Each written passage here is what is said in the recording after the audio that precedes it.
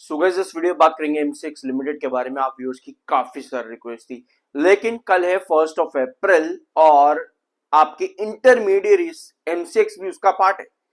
तो 1 अप्रैल से आरबीआई की जो नई पॉलिसी लागू हो रही है उसका इम्पैक्ट आपको एमसीएक्स पर भी पड़ता देखने को मिलेगा। बिल्कुल सही सुना आप लोगों ने, मैंने एमसीएक्स का एक रीसेंट वीडियो भी लिया है कुछ वीक्स पहले ही। अगर आपने वो वीडियो भी देखा है तो आपको काफी सारी इंफॉर्मेशन एमसीएक्स से रिलेटेड वहां पर मिली होगी। लेकिन इस वीडियो में हम काफी चीजें अलग डिस्कस करेंगे, फाइनेंशियल फंडामेंटल और पूरा लॉन्ग टर्म क्या पॉसिबिलिटीज है उन सबको इवैल्यूएट करते हुए। तो एंड तक देखना। अगर आप पहली बार आए हो सब्सक्राइब जरूर करना, क्योंकि इस चैनल पर ना आपको सिर्फ स्टॉक का क्या प्राइस चल रहा है, क्या न्यूज बता दी, उसके बारे में नहीं मिलता। आपको उसके अलावा यहाँ पर बहुत सी चीजें मिलती है कि किस तरह से आप अपने पोर्टफोलियोज को इवैल्यूएट कर सकते हो खुद से। किसी और के पास आपको जाने की जरूरत ना पड़े। भाई क्यों अपने पैसे को किसी और के पास लेकर के जाओ और पूछें कि भाई मैं अपने ही पैसे का क्या करूं। तो यहां पर अगर आप हो पहली बार आए हो तो डू कंसिडर सब्सक्राइबिंग।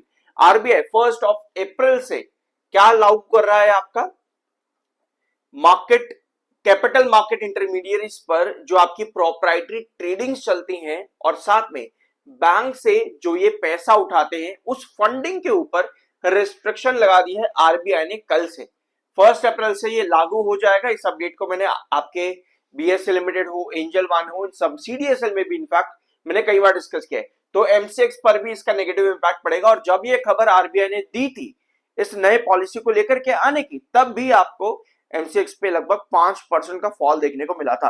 तो अब ये मानना है कि एमसीएक्स में गिरावट देखने को मिल सकती है आरबीआई के इस रिस्ट्रिक्शन रूल के चलते। वॉल्यूम्स कम होते देखने को मिल सकते हैं और वोलेटिलिटी आपको ज्यादा देखने को मिल सकती है। फॉलोइंग द अनाउंसमेंट, यहां पर चाहे आप रीड कर ले उसको, एमसीएक्स के शेयर में 7 से 10% तक की गिरावट देखने को मिली थी जब आरबीआई ने ये न्यूज इस पॉलिसी के बारे में बताया था। तो कल ये लागू हो रही है, तो कल एमसीएक्स, बीएसई ये सब आपके इन फोकस रहने वाले हैं।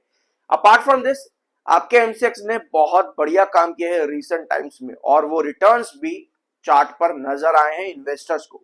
अगर आप इस कंपनी का परफॉर्मेंस देखोगे पिछले एक साल में कंपनी धीरे धीरे करके ऊपर चढ़ रही थी 13.61 के ईपीएस से 25.58, लेकिन दिसंबर 2025 में ना कंपनी का ईपीएस 183.77। तो भैया कंपनी का परफॉर्मेंस दिसंबर में पीक करके गया है, मतलब कहीं ना कहीं कंपनी ने रेवेन्यू और प्रॉफिट्स पर बेंचमार्क दिया होगा। यानी कंपनी का पी और प्राइस टू बुक रेशियो अचानक से कंपनी का ड्रॉप किया है, जो कि एक अच्छी बात है। लेकिन एक नया बेंचमार्क लगाना कंपनी के खुद के लिए कंपटीशन भी खड़ा करता है। ऑल्दो ये अच्छी बात है, मैं कुछ इसमें बुराई नहीं कर रहा, बट मैं आपको ये बताना चाह रहा हूं कि जब भी हम किसी कंपनी को ऐसा अचानक से और भी बड़ा आउटस्टैंडिंग परफॉर्मेंस करता देखने को मिलता जब हमको, तो हम उस कंपनी की तरफ अट्रैक्ट हो जाते हैं। बट उससे ज्यादा जरूरी ये होता है कि कंपनी कंटिन्यू करे उस वर्क को। अभी जो आपको गिरावट देखने को मिल रही है एमसीएक्स में, जैसे कि अगर आप इसके चार्ट पर देखोगे तो आप लोगों को नजर आएगा कि भाई इस कंपनी ने ना बढ़िया रिटर्न दिए। ये सिर्फ कुछ 5-6 महीनों का चार्ट है, यहां पर आपको दिख रहा है कंपनी ने बढ़िया रिटर्न दिए, लेकिन अब गिरावट दिखने लग गई है। 2700 रुपए से लगभग लगभग आप 2400 के आसपास ट्रेड कर रहे हैं, मतलब 300 रुपए की गिरावट है। बट अभी भी आप कहोगे भाई रिटर्न उसके अलावा स्टिल काफी बड़े हैं, 300 रुपए की गिरावट से कुछ नहीं होने वाला। लेकिन स्टॉक ने रिसेंटली एक डबल टॉप क्रिएट करा है। अभी मैं आपको पूरा डिटेल में बताता हूँ इस चार्ट को, लेकिन उसके पहले ना हमको पूरे फाइनेंशियल समझना जरूरी है, क्योंकि कंपनी का प्राइस टू बुक रेशियो और पी रेशियो 1898 के मल्टीपल्स पर है। इसका मतलब पता है क्या होता है? इसका मतलब ये होता है कि कंपनी क्या ओवर वैल्यूड है या अंडर वैल्यूड है। ये बात आपको बताता है कंपनी का प्राइस टू बुक रेशियो भी और पी रेशियो भी। लेकिन क्योंकि आप इन दोनों चीजों से ही डिराइव नहीं कर सकते कंपनी ओवर वैल्यूड या अंडर वैल्यूड, उसके लिए बहुत अलग अलग क्राइटेरिया लगते हैं। तो आपको ये समझना होना जरूरी है कि कौन से सेक्टर पर, फॉर एग्जांपल बैंकिंग सेक्टर में 22 से 25 का प्राइस टू बुक रेशियो और पी रेशियो मल्टीप्लिकेशन के अंदर एक अच्छा प्राइस टू बुक रेशियो और पी रेशियो माना जाता है, मतलब कंपनी की वैल्यूएशन स्टेबल होती है। उसके नीचे है तो मतलब कंपनी अंडर वैल्यूड है, उसके ऊपर तो मतलब की कंपनी ओवर वैल्यूड। ये बैंकिंग सेक्टर की बात है। इसी तरह से अलग अलग सेक्टर में प्राइस टू बुक रेशियो और पी रेशियो अलग अलग रेंज के अंदर काम करते हैं। अब इंटरमीडिएट सेक्टर के अंदर एमसीएक्स का ये प्राइस टू बुक रेशियो और पी रेशियो इस समय काफी ज्यादा हाई है, मतलब कि ओवर वैल्यूएशन बताता है। लेकिन ओवर वैल्यूएशन को कंट्रोल करने के लिए कंपनी का ईपीएस भी काम करता है। अब इन सब के लिए इन सबको इसी तरह से चलाए रखने के लिए काम करती है कंपनी की ग्रोथ परसेंटेज।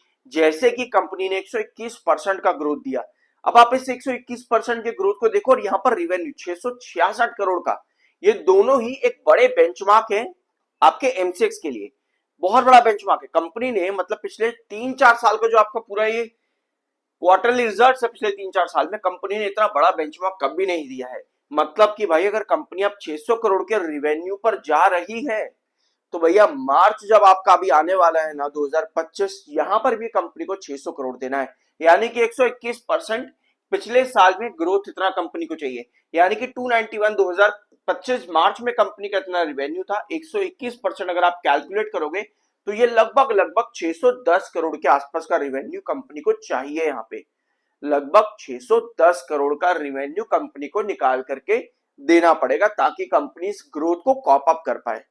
थोड़ा सा मुश्किल कंपनी के लिए रहेगा, इसी वजह से इसका प्राइस टू बुक रेशियो और पी रेशियो अभी काफी हाई गया हुआ है।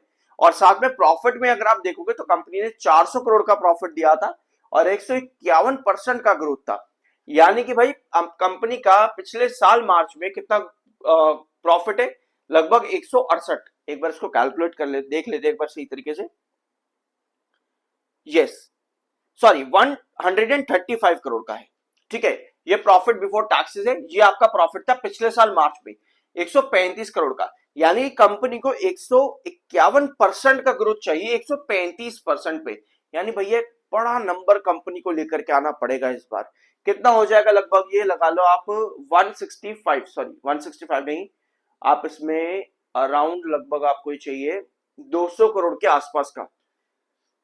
मतलब कंपनी को मोटा मोटी आप लोग समझो कि लगभग 350 करोड़ के आसपास का प्रॉफिट चाहिए यहाँ पर मार्च 2025-26 के अंदर, ताकि कंपनी 151% के आसपास का ग्रोथ निकाल पाए, ठीक है। तो बड़ा कंपटीशन कंपनी ने अपने लिए क्रिएट करा है इस बार, तो कहीं ना कहीं इसी वजह से एक वैल्यूएशन कंसर्न इसका प्राइस टू बुक रेशियो और पी रेशियो का मल्टीप्लीकेशन शो कर रहा है। देखो ये मैं अपने तरफ से नहीं कह रहा कि कंपनी ओवर वैल्यूड है, मैं आपको सामने जो भी कंपनी का डाटा भी अवेलेबल है, ये मनी कंट्रोल है, उसके अकॉर्डिंग मैं आपको बता रहा हूं, ठीक है। तो ये मत समझना कि मैं बोल रहा हूं भाई over valued panic panic panic, नहीं, ऐसी चीजें नहीं है। जो सामने है वही चीजें मैं आपको बता रहा हूं, आप चाहो तो इसको गूगल पर रख करके वेरीफाई भी कर लेना, ठीक है। आपको सब चीजें मिल जाएंगी कि ये price to book ratio P ratio कैसे कैलकुलेट होता है। 31.7 का एमएफआई है, 45.5 का आपका आरएसआई है, टेक्निकल्स न्यूट्रल है। और अब आते हैं आपके चार्ट में। अगर आप वीडियो में यहां तक आए हो एक प्यारा सा सब्सक्राइब जरूर कर देना, आई एम एनआईएसएम सर्टिफाइड। और अगर आप लोगों की कोई पर्सनल क्वेरी है तो आप मुझे पर्सनली डीएम कर सकते हैं मेरे व्हाट्सएप पर, ये पेड होता है, लाइव सेशंस वगैरह जो भी आपकी क्वेरी होगी लाइव सेशन में उसको डिस्कस किया जाएगा, जिसमें आप भी शामिल होगे। तो अगर आप चाहते हो तो ये पेड होता है, तो आप मुझे व्हाट्सएप पर डीएम कर देना, यहाँ पर टेलीग्राम का लिंक आपको डिस्क्रिप्शन बॉक्स में मिल जाएगा, ठीक है। सो एमसीएक्स में टेक्निकल पॉइंट ऑफ व्यू पे क्या पॉजिटिविटी है उसको यहां पर देखते हैं। पहले ये जो आप नीचे देख रहे हो रेड वाली लाइन, ये है आपका 200 ईएमए, ये 200 ईएमए है, ठीक है। और यहां पर आपको एक ब्लैक लाइन दिख रही होगी, ये वाली, ये ब्लैक लाइन देख पा रहे हो, ये है आपका 7 ईएमए, और ये जो इसके ऊपर ग्रीन लाइन है ये है 21 ईएमए। अच्छी चीज ये है कि आप 200 ईएमए के ऊपर ट्रेड कर रहे हो, खराब चीज ये है कि आपका 7 ईएमए 21 ईएमए के नीचे आ चुका है।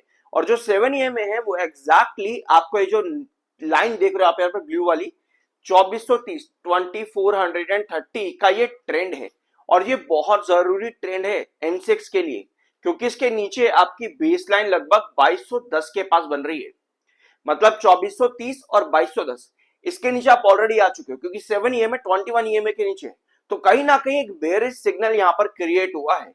और इस बेयरिश सिग्नल को तोड़ने के लिए ना आपको यहां पे 2430 पर क्या चाहिए, आपका हैंगिंग बेस, क्योंकि आपको मालूम है कि कोई भी बेस ट्रेजेक्ट्री जब एक बार टूट जाती है, क्योंकि आप देखो यहां पर 2430 पर पहले भी हैंगिंग बेस बना हुआ है, पूरा कंसोलिडेशन रेंज 2430 से लेकर के 2210 के बीच में आपका दिखेगा आपको यहाँ पे। तो ऐसे में 2430 पर हैंगिंग बेस बनना जरूरी है, क्योंकि अगर 2430 आपका रिजेक्शन बन गया तो भैया आप गिर रहे हो कहीं ना कहीं 2210 की तरफ, जो कि इसके वैल्यूएशंस आपको कहीं ना कहीं इंडिकेट भी कर रही है। रिसेंटली स्टॉक ने डबल टॉप पैटर्न भी क्रिएट करा है, और अगर आप यहां पर देखोगे रिजेक्शन इसका लगभग 2700 के पास आता है, 2680 से लेकर के 2700, ये आपका क्रूशल रिजेक्शन जोन है। तो मेरे हिसाब से यहाँ पर थोड़ा सा जो इसका ट्रेंड है वो थोड़ा सा बेरिश चल रहा है 7 EMA की वजह से भी, और ऑलरेडी 2430 नीचे आया हुआ है। बट इन सब चीजों को रेगुलेट करने के लिए हैंगिंग बेस आपका 2430 पर बने रहना जरूरी है, ताकि आप इस गिरावट को अवॉइड कर सको यहाँ पर। ठीक है, तो ये है सिचुएशन इस समय एमसीएक्स की। अपार्ट फ्रॉम दिस, आज के बाकी की वीडियोस देखना मत भूलना, बहुत सी इंफॉर्मेशन आपको चैनल पर मिल जाएगी। मिलता अगले वीडियो में, सब्सक्राइब जरूर कर देना।